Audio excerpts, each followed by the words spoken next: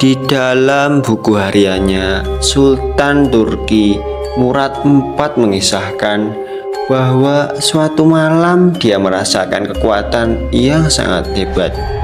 Ia ingin tahu apa penyebabnya, maka ia memanggil ketua pengawalnya dan memberitahu apa yang dirasakannya. Ternyata orang yang disangka pemabuk dan pezina itu sebenarnya adalah seorang wali Allah. Sultan berkata kepada ketua pengawal, "Mari kita keluar sejenak." Di antara kebiasaan sang sultan adalah menyelinap masuk ke perkampungan di malam hari dengan cara menyamar. Mereka pun pergi hingga tibalah mereka di sebuah lorong yang sangat sempit. Tiba-tiba mereka menemukan seorang laki-laki tergeletak di atas tanah. Sang sultan menggerak-gerakkan lelaki tersebut. Ternyata lelaki tersebut telah meninggal dunia. Namun orang-orang yang berlalu lalang di sekitarnya tak sedikit pun memperdulikan orang yang sudah meninggal tersebut. Sultan pun memanggil mereka. Mereka tak menyadari kalau orang tersebut adalah sultan. Mereka bertanya, "Apa yang kau inginkan?" Sultan menjawab, "Mengapa orang ini meninggal, tapi tiada satupun dari antara kalian yang mau mengangkat jenazahnya? Siapa dia? Di mana keluarganya?" Mereka berkata, "Orang ini zindik, suka menenggak minuman keras, dan berzina." Sultan menjawab, "Tapi bukankah ia termasuk umat Nabi Muhammad SAW? Ayo angkat jenazahnya, kita bawa ke rumahnya." Mereka pun membawa jenazah laki-laki tersebut ke rumahnya. Jenazah yang terbiar di jalanan melihat suaminya meninggal, si istri pun menangis. Orang-orang yang membawa jenazahnya langsung pergi. Tinggallah sultan dan ketua pengawalnya. Dalam tangisnya, sang istri berucap kepada jenazah suaminya, "Semoga Allah merahmatimu, wahai wali Allah. Aku bersaksi bahwa engkau termasuk orang yang soleh." Mendengar ucapan itu, Sultan Murad terkejut. Bagaimana mungkin dia termasuk wali Allah, sementara orang-orang membicarakan tentang dia begini dan begitu, sampai-sampai mereka tidak peduli dengan kematian lelaki tersebut. Dan sang istri pun menjawab, "Sudah kuduga, pastikan begini.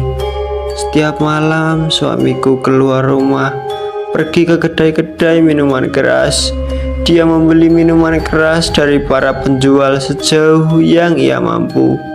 Kemudian minuman-minuman itu dia bawa ke rumah, lalu ditumpahkan ke dalam tandas sambil berkata, 'Aku telah meringankan dosa kaum muslimin.'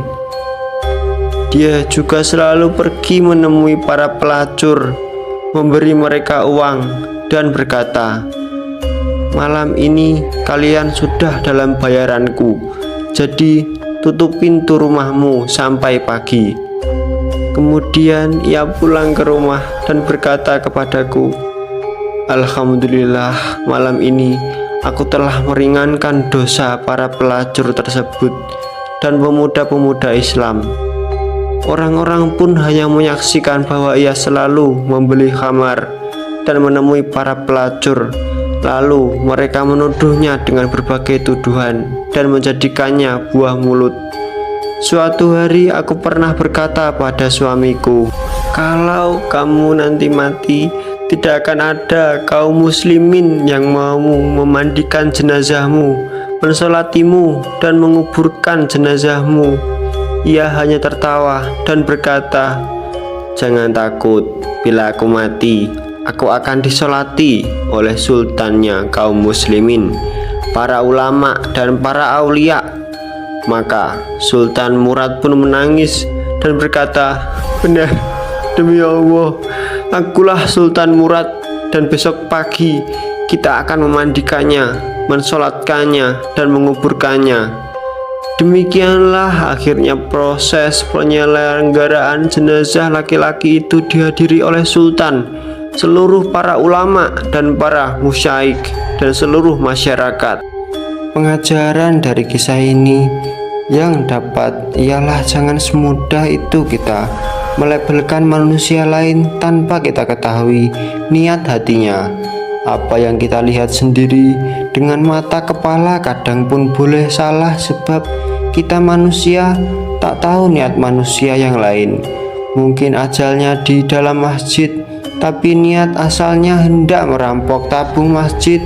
Tapi karena dia mati di masjid, terus kita labelkan dia ahli surga. Mungkin ada yang ajalnya sampai semasa di kelab malam, padahal dia sedang mencari ahli keluarganya untuk dibawa pulang. Lalu kita yang melihatnya terus memberikan label ahli neraka. Itu sangatlah salah. Semoga Allah mengampuni dosa-dosa kita karena senantiasa bersangka buruk pada manusia lain, dan semoga Allah memberikan petunjuk kepada kita agar manusia lain tahu niat hati kita, agar jauh dari segala syak dan wasangka. Al-Fatihah. Bismillahirrahmanirrahim. Alhamdulillahirabbil alamin. Arrahmanirrahim. Maliki yaumiddin. Amin. Sekian, terima kasih buat kalian semua yang udah nonton video ini dari awal sampai akhir. Tentunya buat kalian semua yang suka dengan konten video ini, jangan lupa like dan subscribe. Jika kalian tidak suka tentang konten video ini, dislike aja videonya, juga tidak apa-apa. Selaku pembuat konten video pun juga tidak akan keberatan. Sekian, terima kasih buat kalian semua yang udah nonton video ini dari awal sampai akhir. Di sini selaku pembuat konten video ini pamit untuk mengundurkan diri.